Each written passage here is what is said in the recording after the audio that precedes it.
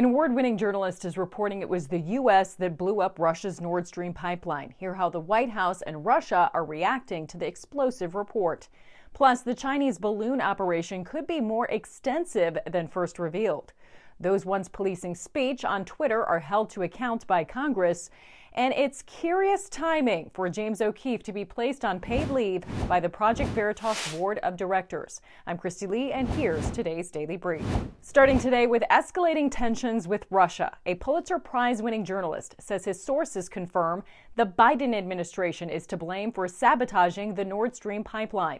Nord Stream is run by a Swiss-based company with major shareholder Gazprom, the Russian energy giant. Russia invested about $20 billion in building the pipelines, which provide cheap gas to mainland Europe. In his 5,000-word report published on Substack, Seymour Hersh lays out the motivation and how the U.S. was involved in destroying Nord Stream. He says the bombing of the underwater gas pipelines in the Baltic Sea was a covert operation orchestrated by the White House and carried out by the CIA. Hersh cites a source with direct knowledge of operational planning to allege that U.S. deep-sea divers used a NATO military exercise as a cover to plant mines along the pipelines, which were later detonated remotely. The motivation? To cut off Russia's natural gas sales to Europe and to decrease Moscow's political leverage over Germany and Western Europe.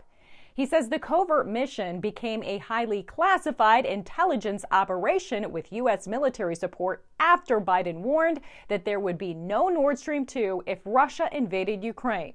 If Russia invades, that means tanks or troops crossing the border of Ukraine again. Then there will be no longer a Nord Stream 2. We will bring an end to it.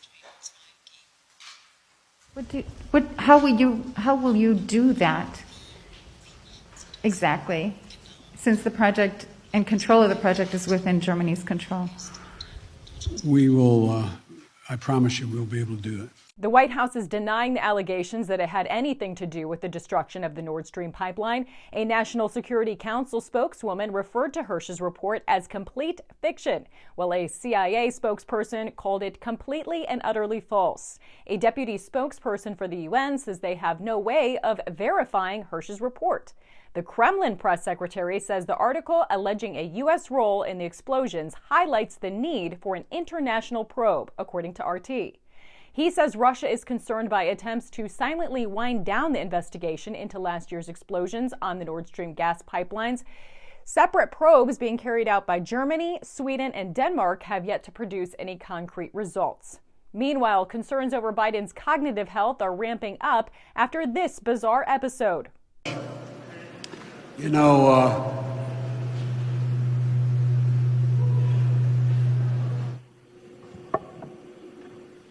got it over here.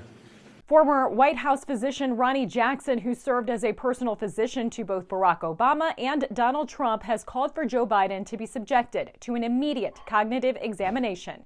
He previously predicted that Biden wouldn't finish his second term. There might be more to the Chinese spy balloon recently shot down over South Carolina. The Biden administration says China's military is likely behind a huge aerial spy program that has targeted more than 40 countries on 5 continents with high-altitude surveillance balloons, according to the AP. A U.S. official says imagery of the balloon collected by American U-2 spy planes as it crossed over our country showed that it was capable of conducting signals intelligence collection with multiple antennas and other equipment designed to upload sensitive information.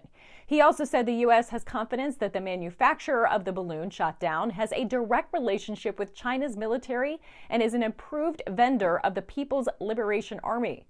This refutes Beijing's claims that the balloon was simply a weather monitoring device blown off track. China has accused the U.S. of information warfare, and the defense minister has not taken calls or answered how it plans to follow up on a pledge to take further action over the U.S. shooting down the balloon.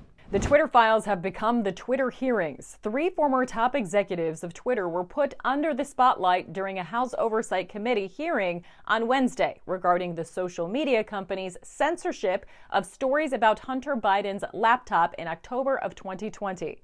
Rep. James Comer, the Republican chair of the House Oversight Committee, opened the hearing by blasting Twitter for its suppression of conservative elected officials, journalists, and activists, and anyone whose opinion strayed from what they deemed acceptable. Rep. Jamie Raskin, the leader of the Oversight Committee Democrats, claimed the censorship had no discernible influence on anyone or anything, despite 79% of Americans believing that not censoring the story would have changed the outcome of the 2020 U.S. presidential election, according to Reclaim the Net. Republican Rep. Anna Paulina Luna introduced a graphic showing Twitter using a cloud-based issue tracking and product management service to communicate with multiple federal agencies. This is your stuff. Yes or no, did you communicate with a private entity, the government agency, on a private cloud server, yes or no? The question was if I Yes or no? Yeah, I'm on time. Yes or no? Ma'am, I don't believe I can give you a yes or no. Well, I'm going to tell you right now that you did, and we have proof of it.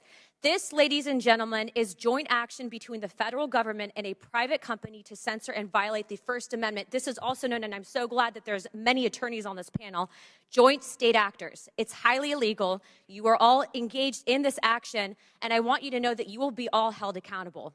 Rep. Nancy Mace used her time to express regret for getting the jab, as she says she now suffers side effects, and blasted the former Twitter execs for medical information censorship at the behest of a federal agency. So my first question this morning of Ms. Gaddy, may I ask of you, where did you go to medical school? I did not go to medical school. I'm sorry? I did not go to medical school. That's what I thought. Why do you think you or anyone else at Twitter had the medical expertise to censor a doctor's expert opinion? Our policies regarding COVID were designed to protect individuals. We were seeing... You guys censored Harvard-educated doctors, Stanford-educated doctors, doctors that are educated in the best places in the world, and you silenced those voices. During the hearing, Representative Clay Higgins made some striking remarks. Because this is the investigation part. Later comes the arrest part. The attorneys are familiar with that. Mr. Chairman, I'd like to spend 5 hours with these ladies and gentlemen during depositions surely yet to come. Comer concluded the hearing by saying that Twitter's suppression of the Hunter Biden laptop story is important because it contains evidence that should concern every American. Fresh off James O'Keefe's explosive reports exposing Pfizer, he's been placed on paid leave from Project Veritas. New York Mag reports that O'Keefe, the founder and chairman of Project Veritas, was placed on leave by the board of directors as it considers whether to remove him from his leadership position, according to current and former employees of the organization. An internal message sent to Project Veritas employees by the organization's executive director, Daniel Strack, said that O'Keefe would be taking a few weeks of well-deserved PTO. Strack later released a statement saying, in part, like all newsrooms at this stage, the Project Veritas board of directors and management are constantly evaluating what the best path forward is for the organization.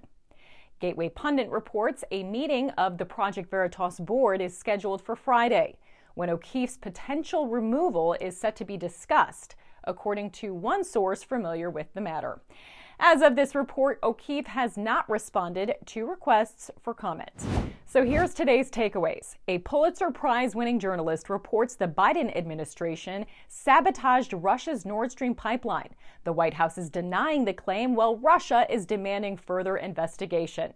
Tensions are also high with China as the U.S. says evidence shows the balloon shot down is part of a China military spying operation, which China denies and has pledged to take further action against what it calls a U.S. information war.